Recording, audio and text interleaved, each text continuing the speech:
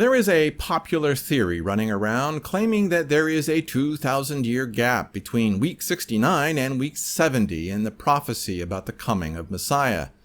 They are saying that there are 2,000 years between Daniel 9:26 and Daniel 9:27. And that's absolutely nuts.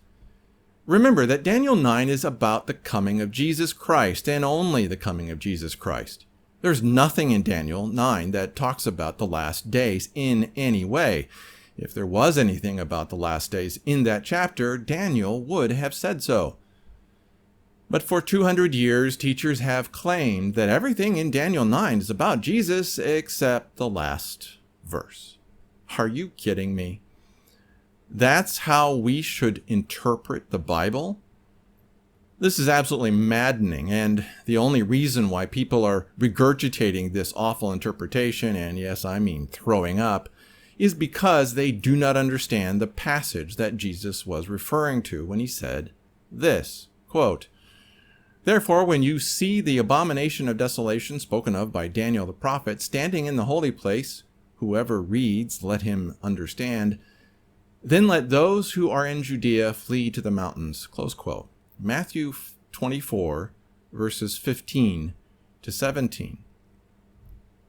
Or 16, actually. But Daniel 9:27 doesn't say the abomination of desolation.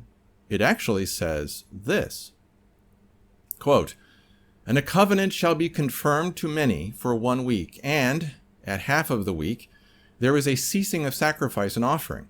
And for the wing of abominations there will be devastation, until completeness and destruction is poured on the devastated." Close quote. Daniel 9:27, the JLV, or the John Little version. And yeah, I actually had to go through and translate the Hebrew myself, since the other translations do not understand that there is no definite article in that verse, meaning the. That's right. I'm sorry, no he. There's no he. None at all. And Hebrew is very specific about such things. You will also notice that Daniel 9:27 does not mention abomination of desolation. And it doesn't stand in the holy place. Daniel 9:27 does not and cannot fit with what Jesus said in Matthew 24:15. But it gets better. Here is the verse that Jesus must have been referring to. Quote, "And I heard a Holy One speak and say to the Holy One that was speaking, to what time of the vision of the continuous and the transgression of desolation given, and holiness and army trampling?" Close quote. Daniel 8:13 also. The John Little version. That's my translation. Feel free to get your own, but the point should be clear about whatever translation that you use. Daniel 8 is about the last days. It's extremely clear. It's the point about the chapter, and it refers to the transgression of desolation. Jesus was speaking in Hebrew, but his words were written down in Greek. But even so, it's impossible for anyone to point to a better connection than Daniel 8:13. Transgression of desolation and abomination of desolation are so similar, only someone deeply deluded would say otherwise. This isn't rocket science, kids. It should be easy for you to figure out the verse that Jesus was referring to. Yet Jesus knew the lies and distortions that people would insert into his words, so he added this to Matthew 24:15. "Whoever reads, let him understand. Whom avin, yavin." Right, Jesus knew that morons would creep in, distorting what he was trying to say. He knew that criminal idiots would try to put a 2,000-year gap between two verses in a chapter that was only about the coming of Jesus Christ the first time. Jesus knew that deceivers would twist the Bible out of shape so that the meaning would not be recognized. So let me say this again.